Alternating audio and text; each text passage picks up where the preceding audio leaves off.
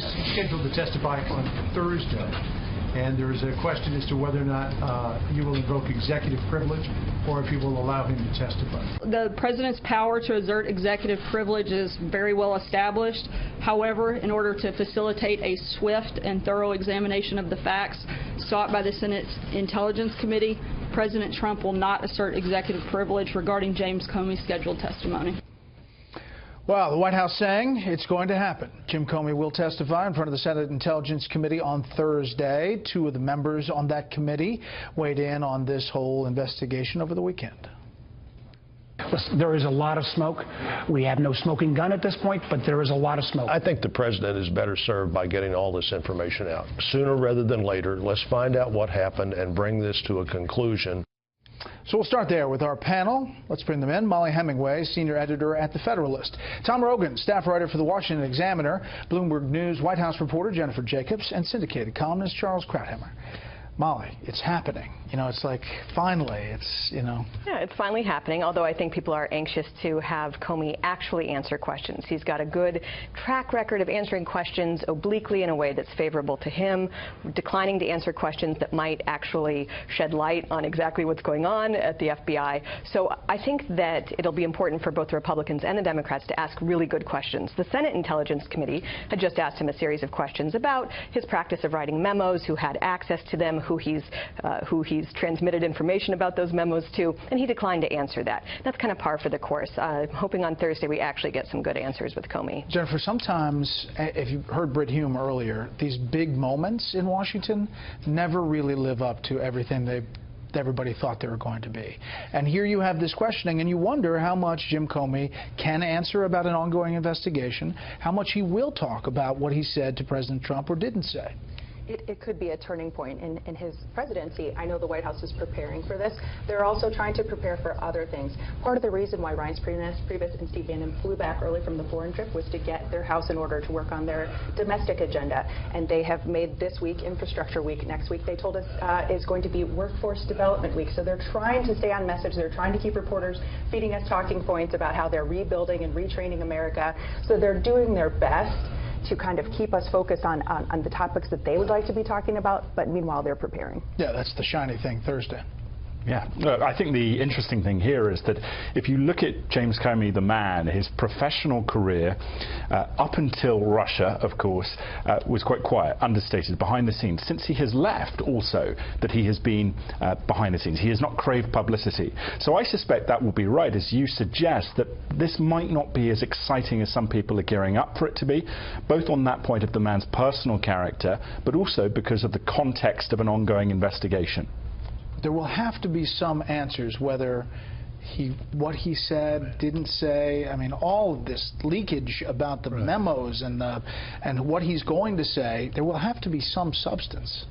Well, there will be, but he has a history of and a talent for navigating what he says, his remarks, his status, his own history, in a way that minimizes its impact. You can interpret everything he did last year as a way for a director of the FBI caught in a unique situation, candidate who's under investigation, a campaign under investigation, a unique situation that put him out in the spotlight as a way to avoid determining the election. I think he failed, but I think that was his motive. Here, there's one question. Did the president obstruct justice? That's what everybody is waiting for. I don't think there's anything of great interest other than that. And his answer, I think, is going to be obvious. He will navigate to a point where he says, well, you know, there might have been some pressure, but it's not obstruction. Why? Because if it were obstruction, then he is indicting himself. Because he had to bring it forward. For not making a statement, for not bringing it out in the open. So he can't say it's obstruction, which is what everybody who wants to see Trump destroyed is waiting to hear. So what we will hear is something navigating in between and saying, well, it wasn't really pressure. He was speaking on behalf of an associate, a friend. It could be interpreted various ways. That's what I think is going to happen, and that's why I think it's going to be a bust. But tune in anyway. We will have full coverage all morning. It's such a great promo. Thank you, Charles. I want to go through these tweets really quickly, in chronological order on the travel ban. This is in the wake of the London attack. We need to be smart. This is Saturday, 6:17 p.m. Vigilant and tough. We need the courts to give us back our rights. We need the travel ban as an extra level of safety. Then in the morning, 5:25.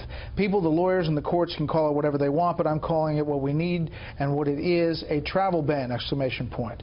The Justice Department should have stayed with the original travel ban, not the watered-down, politically correct version they submitted to SC, Supreme Court. The Justice Department should ask for an expedited hearing of the watered-down travel ban before the Supreme Court and seek a much tougher version.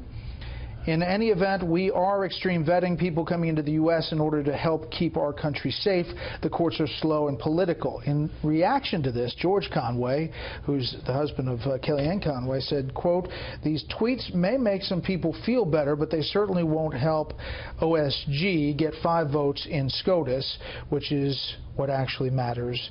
Sad." That is the Solicitor General's office making the case to the Supreme Court. Jennifer. Right. The same morning you had Kellyanne Conway on NBC talking about how the press obsesses over everything that the president says on Twitter.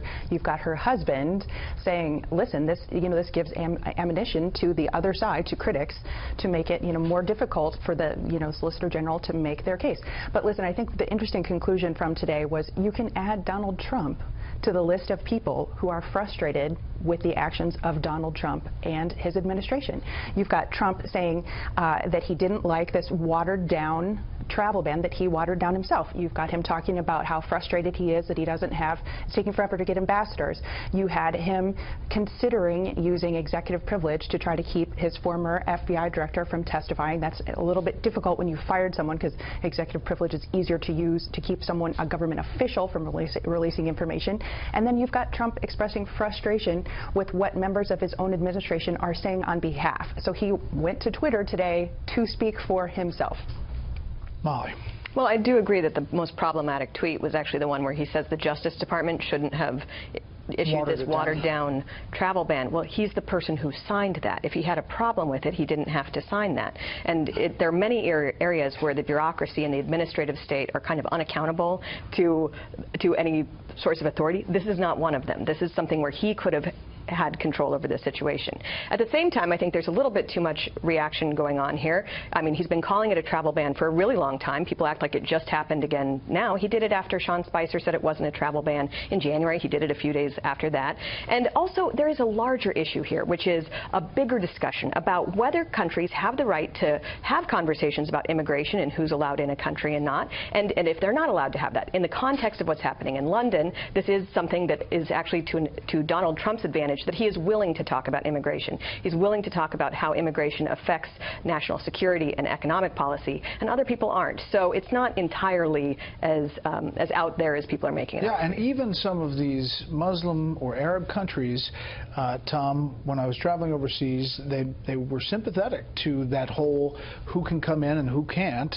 Saudi Arabia has its own issue along its southern border, and so there's the substance of that. This is a process question about whether tweets speak to a White House policy or it's the president on social media. And I think that line, when they start to try to draw that distinction between that the tweets somehow are less important, it doesn't make any sense. It muddies the waters inherently. It hurts the president the most. And ultimately, I think when this does go to the Supreme Court, I do think the president will be successful. But as Molly points out, the idea of the politics, the substance of the executive to be able to protect the American people, firmly, I think President Trump does hold the cards there, because if you look, for example, what happened in London, and you look at the threat reporting of European passport holders trying to use visa waiver to travel to the United States, behind the scenes, which he's getting briefed on, of course, there's a lot of issues. The one tweet among all of these that I think is the most astonishing and has gotten the least amount of coverage is the one where he says we're already doing extreme vetting.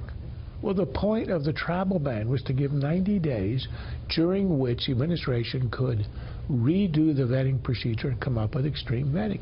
If, as the president has tweeted today, we already are doing that, then the ban disappears, the rationale evaporates, and what is it all about? It's moot. This undermines the case the administration has before the Supreme Court.